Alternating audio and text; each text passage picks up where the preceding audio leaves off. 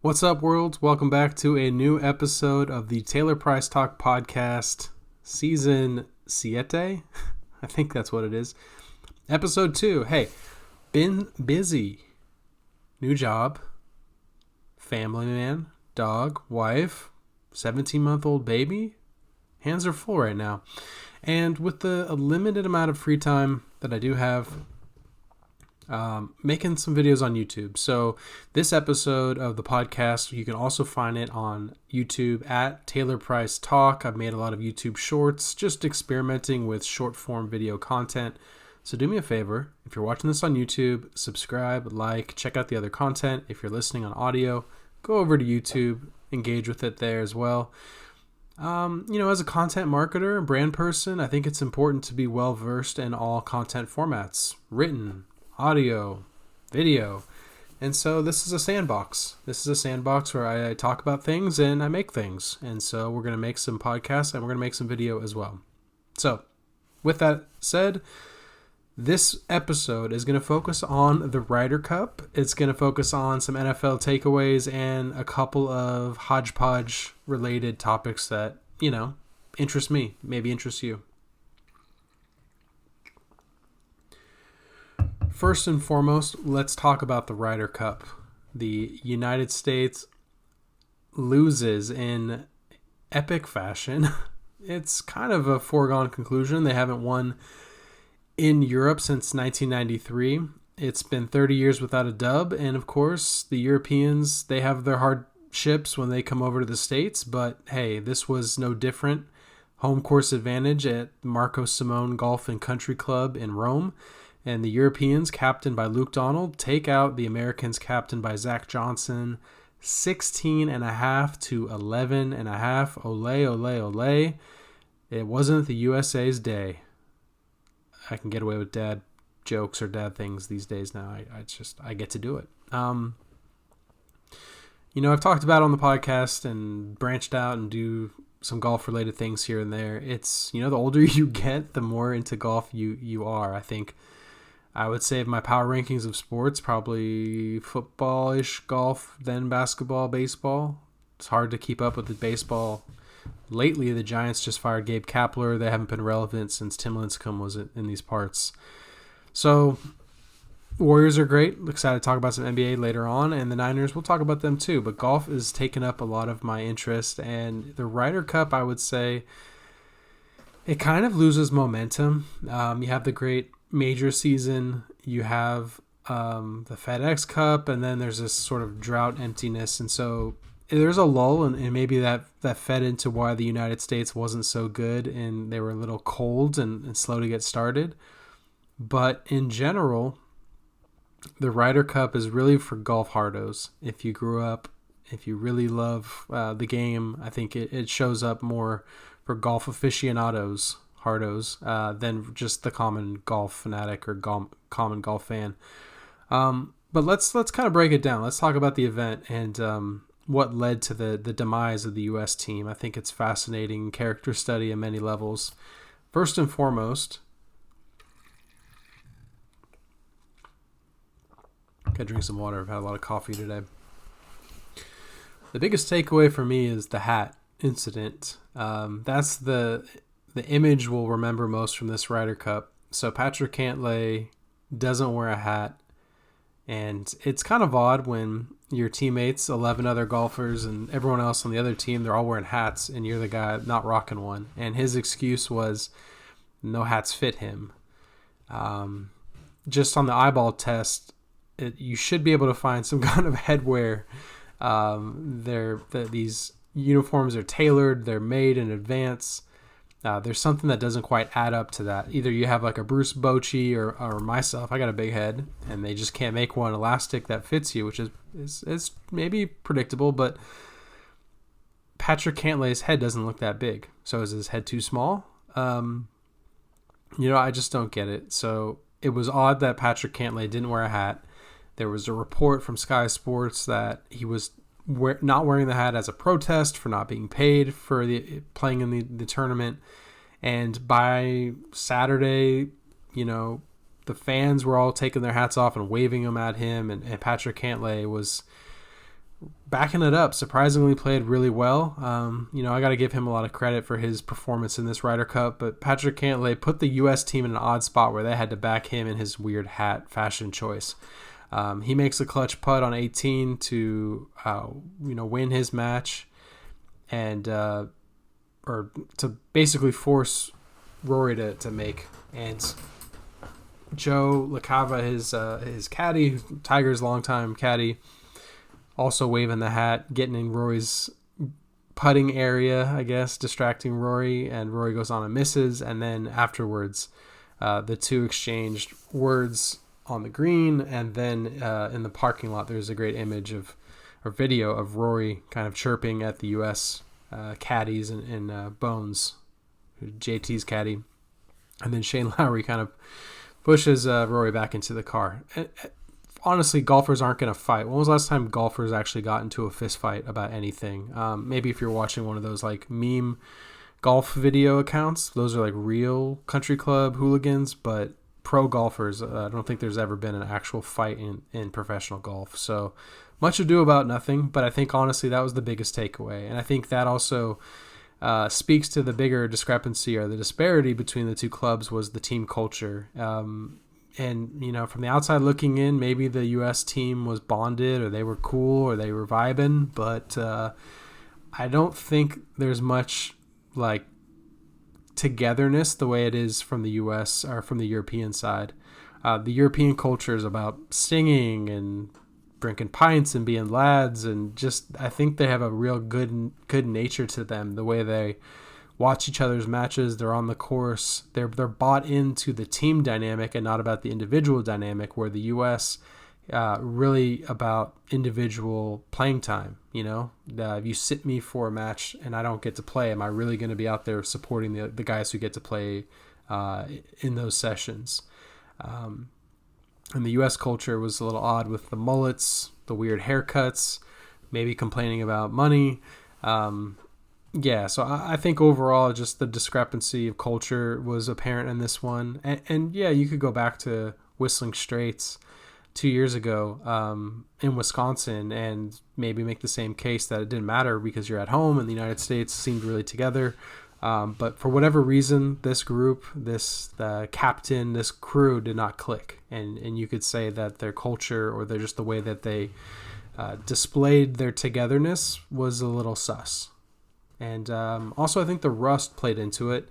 The schedule for the Europeans was much more competitive. They were playing in some marquee Euro Tour events going into it, so probably sharp in terms of tournament golf. And it really showed up with the United States. They were rusty, they were cold. Not a lot of them played in the 5 weeks leading up to the event.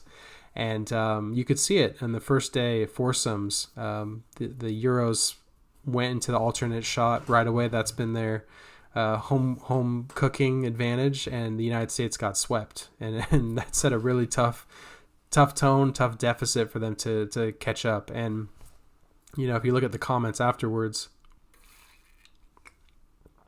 Justin Rose really picked apart some of the United States philosophy of comfy pairing, putting Justin Thomas and Jordan Spieth together, or Sam Burns and Scheffler together when maybe they weren't the right fits for the strategy of the way they complement each other on the course. And it's not about, he said, not about putting mates alongside each other, but how the strategies aligned. And I think that's a big part of the miss from Zach Johnson. We'll talk more about that, but the buddy system, how they choose who plays for the United States roster, how they do the pairings for four balls, needs a hard look. I definitely think that you have to really just buy into the logo or the shield or whatever you represent, and not necessarily the individual. And I think ultimately that's what's going to be the difference if I say the Niners, talk about football, if the U.S. team can make a headway and break this stretch of 30 years of international defeats.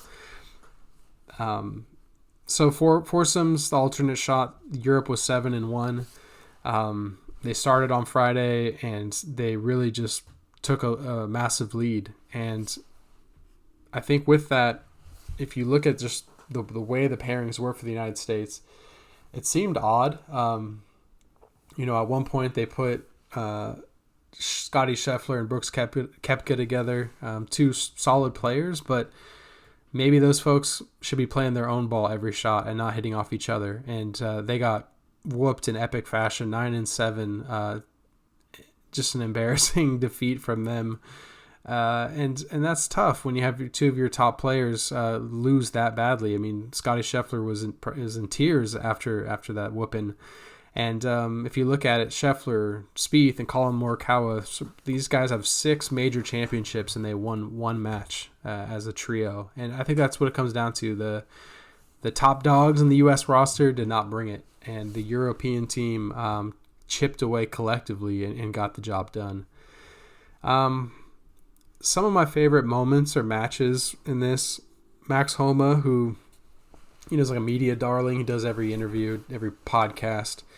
For him, as a rookie, played really well in the President's Cup. He's 1 up on 18, needs to avoid having the match, or he gives the cup right then and there. Has to take an unplayable from the greenside bunker, chips it up, and knocks in a beautiful birdie save to ensure that he doesn't lose his match and wins over... I forgot who he was playing against, to be honest, a lot of matchups. But Max Homa, to me, I think someone who was a little shaky to start, someone who doesn't have a great track record in majors, something about being bought into the international or the United States. You see it through him. He's on the course watching the other players. Doesn't seem to have a huge ego, hasn't reached that level of stardom, maybe where he's not that big of an entity where he can be a humble and sort of a culture fit for the team. So I liked Max Homa. I liked his fist pump. That was pretty solid. One of my favorite viral videos of the tournament, Shane Lowry telling a course marshal to shut up. That was pretty solid. If you haven't seen it, just look up Shane Lowry telling a marshal to be quiet. Lowry didn't do much in this. Was more of a bodyguard for Rory. But anyways, that was maybe a favorite. Got to give Jon Rahm a lot of credit. I know Rory went 4-0-1, I think, or won 4 matches. But Jon Rahm was to me the player of the tournament, just chipping in from everywhere. Really thwarted a lot of big United States key matches, and Rahm was just the guy who lives and breathes the Ryder Cup. He's the guy who's watching all the old clips, knows the videos, knows the history. As a Spaniard, connected very deeply to Seve Ballesteros and the history there.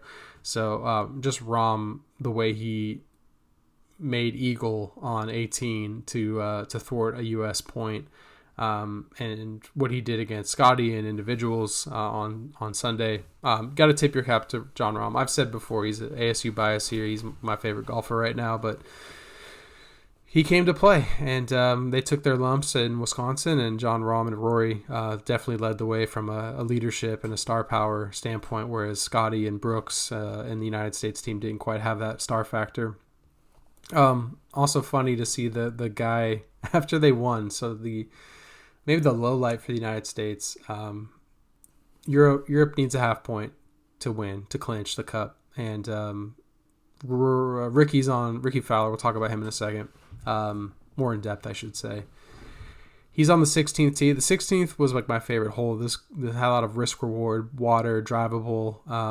A lot of interesting things happened on the 16th hole, but Fowler blocks one short into the water with driver, gets it on the green, but Tommy Fleetwood just made a ridiculous drive, drove the green, and just cozied one down to about 2.5 feet.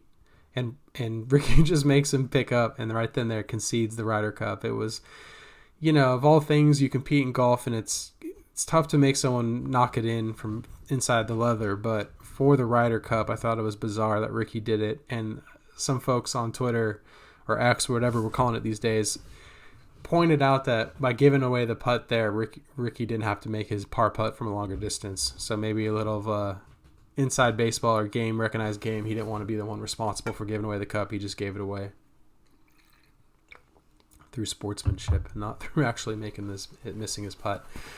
But yeah, that scene on 16, as soon as it happened, some elderly gentleman jumped in the water, and then more footage came out. He jumped in the water about 3 different times. So pretty funny to see the European fans spirited, all the chants, all the singing they did, and then jump in the water. That was pretty hilarious. And I would say the most cringe person, as predicted, Justin Thomas. So we talked about the hats and the waving of the hats, and then a couple of the players on Sunday decided to not wear hats in solidarity, in support. And Justin Thomas didn't wear a hat. I think Morikawa didn't wear a hat. And throughout their match, Justin, every par putt, every birdie, every point made, he was pretending to tip his cap to the crowd. And, Justin Thomas, on one side, wasn't a complete disaster. I think a lot of people made a lot about him not being deserved to be on the team. I think it takes a special player, not necessarily what form they're in, but just to understand the atmosphere. I think the pressure, some people avoid the stakes, and for him, I think he rose to the occasion. But just JT is always a little too much, a little extra with the celebrations, the complaining. And we've got to take a hard look about him and Justin Spieth. We got to break up the buddy system. Spieth was just not in good form for this Ryder Cup. Had another kid recently. Also, Patrick Cantlay is getting married today, the day after the Ryder Cup. There's just a lot of personal things going on in these guys' lives. I have a hard time. I guess Cantlay won most of his matches, so you can't blame it on him. Maybe he didn't do any wedding planning, let it all for his family and his wife to do. But Justin Thomas and Spieth, I think they weren't good enough, and Justin Thomas just makes us look kind of goofy, in my opinion. Speaking of goofy, talk about Zach Johnson. Talk about the team captains. Luke Donald's pretty solid in his role. So he takes over for Henrik Stenson, who goes to live, loses or gets the captaincy rightfully taken from him. And so Donald steps in and seemed to really press the right buttons and get his team ready and motivated. Reports came out that he made these or had short videos made with messages from the players, families, and really just tug on the right emotional strings and really got his team bought in and dialed to play their best. Starting with the foursomes to get that 4-0 lead, another stroke of genius. And then the pairings, it seemed like all the rookies that were on the team, he found ways to mix them in and not put them in too big of spots. So Donald got off to a monumental lead, and then on Sunday just had to get his horses in the front, and they were able to find victory and win pretty comfortably. Whereas Zach Johnson, more of a shit show. Forgive my French. The highlight, though, we talked about the 16th hole. Spieth is trailing, and he's playing a match with Justin Thomas.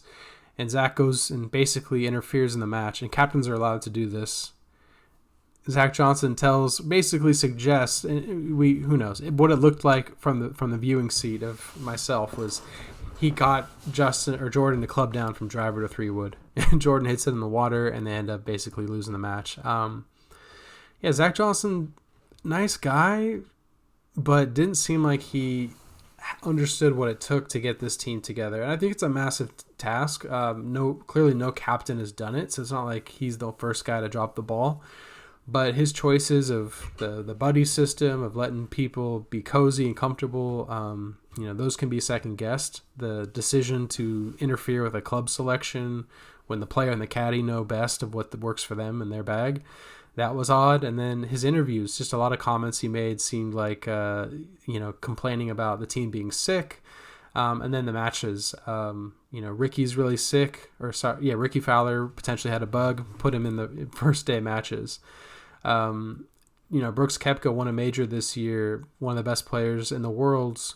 Well, let's have him play alt shot, not have him play his own ball. So little things like that. I think Zach Johnson, his decision-making will be second-guessed. I'm curious to see who the captain will be in 2025 at Bethpage. Is it going to be Tiger Woods? That would be pretty sweet. I'm not really sure what the roster is for captaincy, but the U.S. squad of leadership. They seem to have the same handful of guys who have been there, done that. Let's get some new voices or new ways of working together in the leadership area. Whereas Luke Donald had more younger vice captains and guys who could probably connect better with the team. Zach's choices, Ricky Fowler, in retrospect, had a great season, and, love Ricky. He's kind of one of those guys you always root for. He had a pretty heartbreaking defeat at the U.S. Open and did win his first tournament in a while. But in retrospect, he's just not quite you look at his record in the Ryder Cup, he's not very good. And, I think if I look at some of these other players, the system's weird. Like, you have guys who qualified, like Brian Harmon and Wyndham Clark, who didn't play very well. And then there's captain picks who Morikawa, Brooks Koepka, you think are solid. Justin Thomas, okay, you can debate his merits, but at least, he has the experience in these. And Jordan Spieth, who to me was just should have just played less. He didn't look, once he showed how rusty he was, I think you could just sit him and figure out new partners for Thomas or use other pairings. Sam Burns kind of got it back together, but Ricky to me was a mystery. They went 4-12 and 4. None of them won more than one match, and Spieth and Fowler didn't win at all. So, hindsight's 2020. You could say, they could have used Bryson or Zach Johnson or Cam Young or even I don't know, a couple other guys, Keegan Bradley. I think the trick moving forward, and I've heard other podcasts talk about this, Fried Egg, Shotgun Starts podcast, or even No Laying Up, finding those foursome pairings that work well. Really accurate drivers paired with a good iron player. I think you can't always just have bomb and gouge golfers unless the course dictates it. We didn't talk about Marcus Simone, but I felt like more of an American style course. It wasn't linksy. Had big amphitheater viewing areas. It looked like a really cool place on TV. But the rough was grown out. Not unbearable, but enough to make accuracy a premium. And you saw that on the 18th hole or the first hole where every single match, I think the United States missed the fairway probably 80% of the time. So, in the future, I think captain's picks are important. If you go on the buddy system, Thomas and Spieth were locks. Burns is, tied at the hip with Scotty Scheffler. Brooks won a major. Ricky Fowler, everyone was rooting for him and wanted him in the team. And Colin Morikawa is a mystery in terms of guy who's won a lot of majors, but just has really kind of fallen off. When you look at the overall records, just going to go down the roster real quick for the Euros. Ludwig Aberg, or Ludwig Aberg, however you pronounce it these days. The Swiss or Swedish phenom, 2 points, solid debut. Matt Fitzpatrick, who Homa got the point on with that epic fist pump, 1 point. Tommy Fleetwood, pretty solid. He shows up big time for his squad, 3 points. Terrell Hatton, 3.5 points, didn't lose. I thought Fleetwood and Hatton are sort of sneaky guys you don't talk a lot about, but they were pretty solid this year. And that's a big part of the discrepancy here. Fleetwood, Hatton to me are like Koepka and Morikawa, guys who are of that top tier, and they delivered, unlike the U.S. guys. Nikolai Hogard, 0.5 point, didn't do too much. Victor Hovland was a stud, 3.5 points. Great showing from him. Shane Lowry, 1.5 points. Bob McIntyre, 2.5 points. Bob McIntyre and Justin Rose, sneaky solid together. Somehow the U.S. couldn't beat them, but they picked up some sneaky points. Rory, 4 points. John Rahm, 3 points, didn't lose a match. 2-0-2. Justin Rose took on the Sergio Garcia or Ian Poulter role of winning as a OG on the team. And then Sepp Straka, 1 and 2. He was fine, nothing major there. Overall, just top to bottom, you thought that the Euro team was going to struggle, but they found some solid combinations, and Hatton and Fleetwood and just down the roster, Justin Rose, they had some quality, experienced players, pros step up and get points. For the U.S. side, Sam Burns, 1 point, didn't do much. Patrick Cantlay, 2 points. You thought he would have more based on how much he was talked about in this Ryder Cup. Wyndham Clark, 1.5. I think Wyndham Clark just kind of fell off. Considering he qualified automatically and won a major, but yeah, just seemed like he wasn't quite ready for the stakes. Ricky Fowler, a big donut, 0-2. Brian Harman, 2-2. Harman started slow. Surprisingly, he played in 4 matches. That I guess they're banking on Harman to be accurate and do some things in 4-ball, and he was 1-0 in 4-ball and foursomes. Alternate shot, he wasn't that solid. Max Homa, 3-1-1, 3.5 points, the leading point scorer. So Max Homa definitely represented. Brooks Koepka, 1.5 points, 1-1-1, pretty uneven. I thought you'd see him more than 3 times, to be honest, 4 times at least, given how of a season he had and won a major. Colin Morikawa, 1 point, Xander Schauffele, 1 point, and Scotty Scheffler, 1 point. Jordan Spieth, 1 point. Jeez, those 4 golfers right there, 4 points for those 4 golfers, says it all. And then Justin Thomas, 1.5. So a lot of star power and not a lot to show for. Bethpage in Long Island for the United States, they'll be hosting in 2025. Expect a rowdy crowd. Expect probably United States victory. The question is what's the United States do in Europe the next time around? Who's the captain? And can they break up the buddy system? Anyways, I enjoyed watching the Ryder Cup, even though it was on like crazy hours. Our daughter's like waking up right now in the middle of the night, so just popped on NBC Sports and kind of watched it as I was rocking her back to sleep. And that's it for golf for a long time. So I guess that's the golf fix you're going to get for now, and then now it's full stream with football.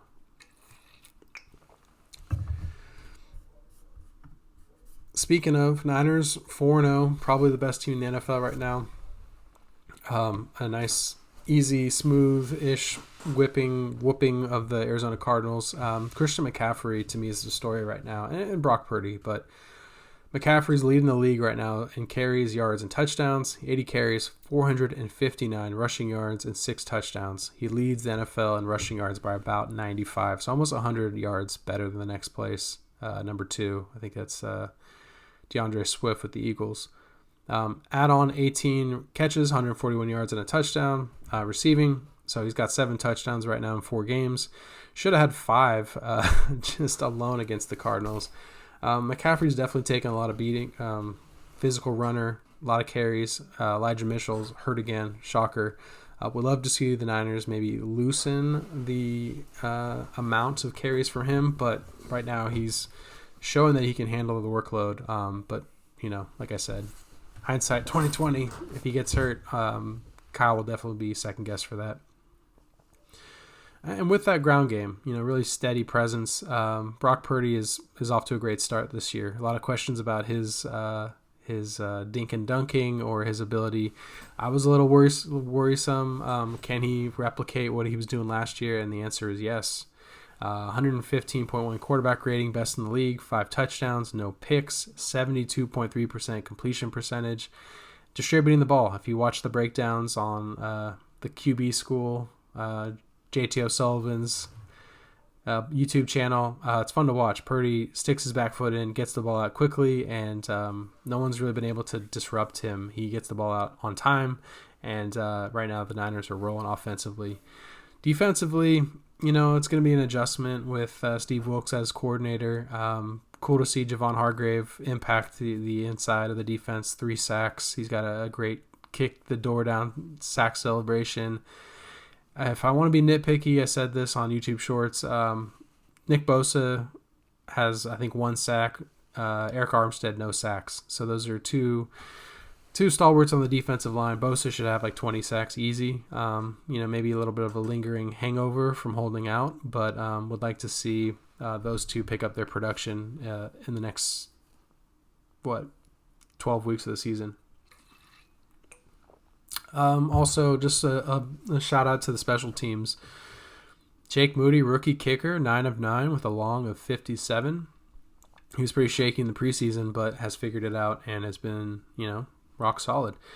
And then I thought this was great. Mitch Wisnowski, the punter, has 8 punts inside the 20 on 11 attempts. So only 11 punts this year, and 8 of them have gone inside the 20. And I heard this from Michael Lombardi on his podcast, The GM Shuffle, The Niners play great ball control on offense. They score, and then the defense, if they don't able to flip field position offensively with the drive, their special teams really pins the team deep and makes it so you have to go 80 plus yards, and that's hard to do against this defense. So nice recipe with the punting game and the defense right now. You could say the Niners should be the talk of the NFL, but right now they're not. If you look around the league, it's the Taylor Swift era. NFL social media is just loving life, having the most popular musician, celebrity, basically attending their events, and they're milking it for all it's worth with their social media bios, paparazzi, etc. The story's not going away. I mean, I feel like there's a honeymoon phase. Like Taylor Swift's in every game. She's getting a lot of publicity. Travis Kelce's in season.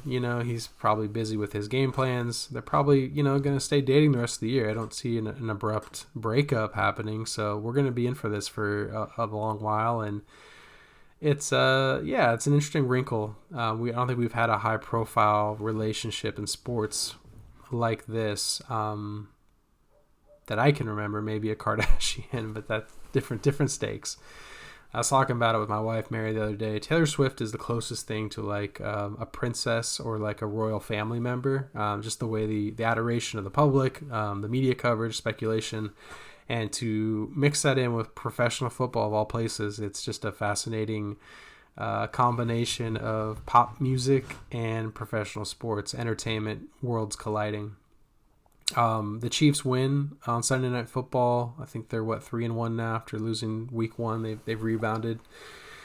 And will it become a distraction? Does it impact their progression on offense or their ability? Patrick Mahomes struggled, which you don't see too often. Got outplayed statistically by Zach Wilson. But when it mattered most, Mahomes slid for the first down, didn't take the touchdown, and bettors around the nation were pissed if they had Chiefs covering the 10-point spread. I think the other storyline behind the Chiefs and their stuff with Taylor Swift is the Eagles. They're fine. They're solid right now, but they're not necessarily wowing. Will the Eagles get it together? Can they get back to that top class? We'll find out. The Niners play them soon enough. Looking forward to this 49er Cowboys game on Sunday Night Football. A couple of big matchups now that the Niners have completed the couple of the cakewalks they had to start the season. Biggest surprise for me, Tampa 3-1 with Baker Mayfield. He's in a quarterback battle with Kyle Trask, and now they're 3-1. The NFC South is always a coin flip, but the fact that Tampa is 3-1 atop the division, fascinating to see if they can keep that momentum and make a nice little run for Baker and co. Biggest disappointment, Joe Burrow, 1-3, and the Raiders 1-3. Wasn't quite sure how Garoppolo would play. Got a concussion, didn't play this last week. Jimmy G is a guy who wins ugly, but he wins. But right now doesn't necessarily have the right coaching or the right support system, I should say. The Chandler Jones stuff, big weird distraction off the field. So I think the Bengals and Raiders, pretty disappointing starts, but it's early. 1-3 can quickly become 2-3, 3-3. So on and so forth. Those are my thoughts around the league. We'll talk more football on YouTube Shorts if you're checking me out there. I'm giving weekly picks, college and pros, doing pretty decent on that, and just having some fun with my breakdowns, box score breakdowns. If you haven't, check it out on YouTube and subscribe, support, all those good things. NBA Media Week happening right now. I'm thankful that the NBA does this. It's an interesting way to get a lot of content and get excitement going, especially in the midst of football season. But all I can really think about is Jimmy Butler's hair. If you haven't seen it, looks like he straightened his hair and has sort of like an emo punk rock look going. I don't have a ton of comments on it other than you just got to see it, form your own opinion. Damian Lillard gets traded to the Milwaukee Bucks. For those who don't follow my Twitter account, I've been a Bucks fan for about 6-7 years. Harkens back to my last season with the Niners.